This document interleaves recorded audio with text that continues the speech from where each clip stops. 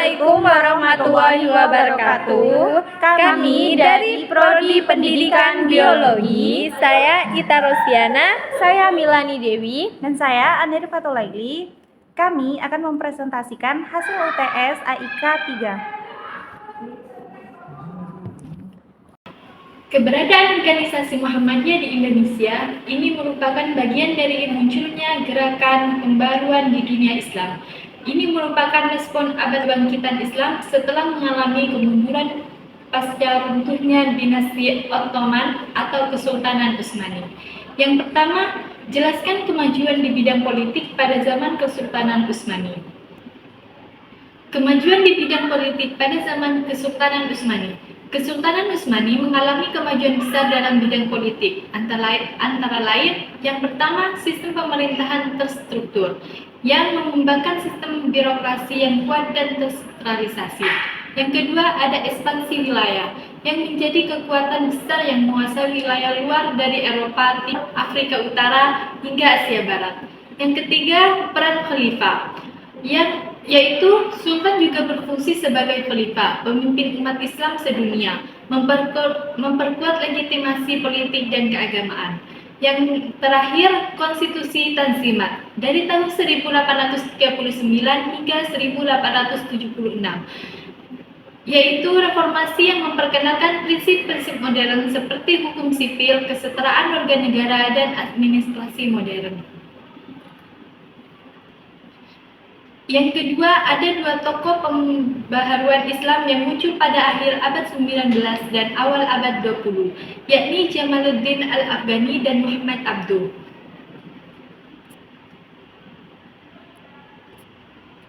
Pada zaman Jamaluddin Al-Afghani mengusung pan-Islamisme yang menyerukan persatuan umat Islam melawan penjajahan Barat, menuangkan pentingnya kesadaran politik dan kebangkitan akal, serta menolak taklid buta. Percaya bahwa Islam tidak bertentangan dengan ilmu pengetahuan dan kemajuan zaman.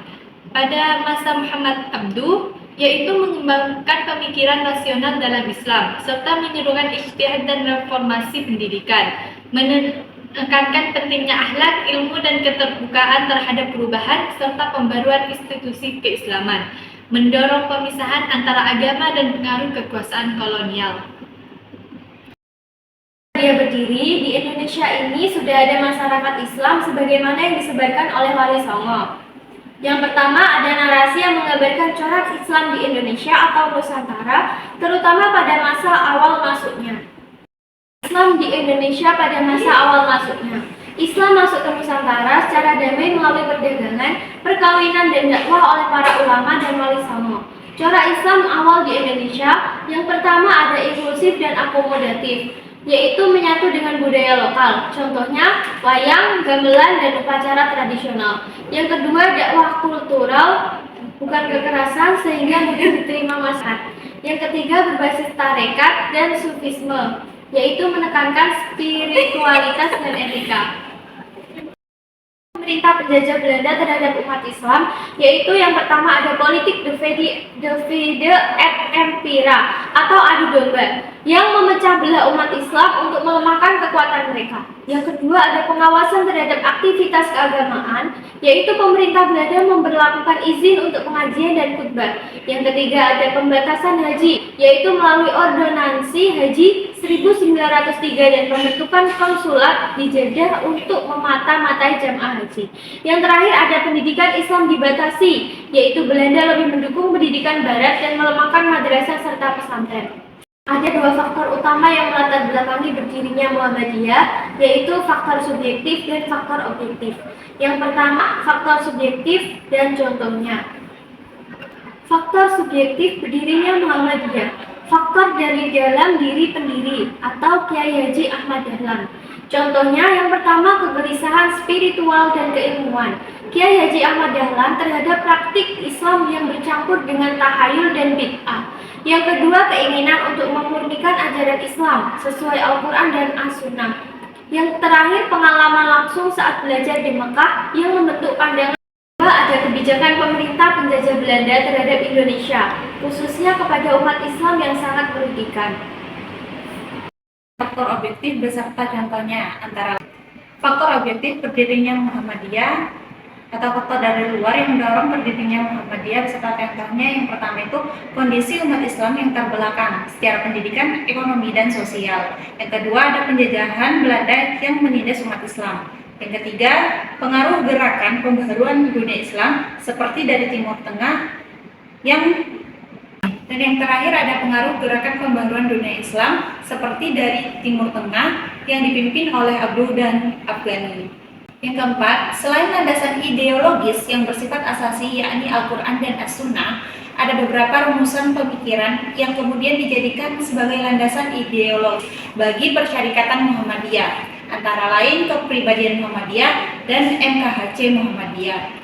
Yang pertama itu ada isi pokok rumusan. Adapun isi pokok dari kepribadian Muhammadiyah yang pertama berpijak pada tauhid murni, bebas dari syirik, bid'ah dan khurafat. Yang kedua berorientasi pada pembaruan dan ijtihad, tidak fanatik mazhab.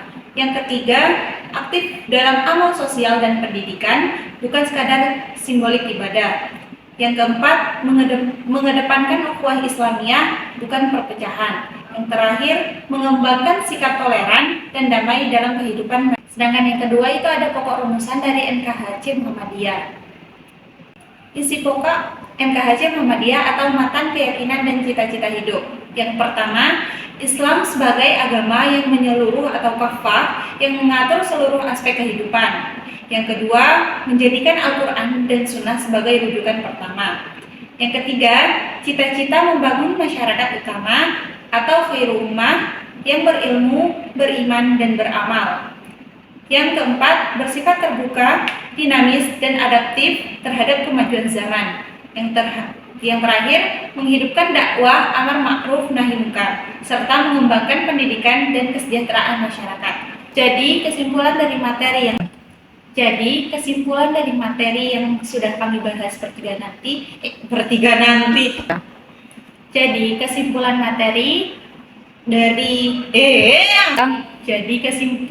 materi yang sudah kami bahas bertiga tadi yaitu menekankan pentingnya pemahaman terhadap sejarah, pemikiran dan perjuangan Islam dalam konteks global dan lokal.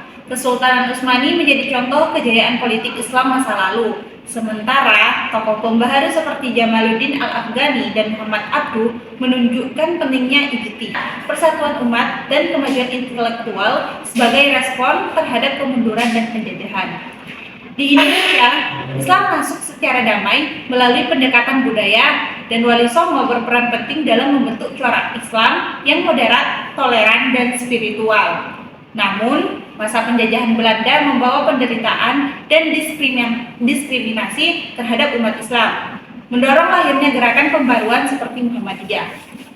Muhammadiyah berdiri atas dasar faktor subjektif atau kesadaran dan idealisme Kiai Haji Ahmad Dahlan, dan objektif yaitu kondisi umat dan pengaruh global, dengan tujuan memurnikan ajaran Islam, mencerdaskan umat, dan membangun masyarakat berkeadilan. Muhammadiyah dan MKHC menjadi landasan ideologis yang menekankan pada tauhid. MKHC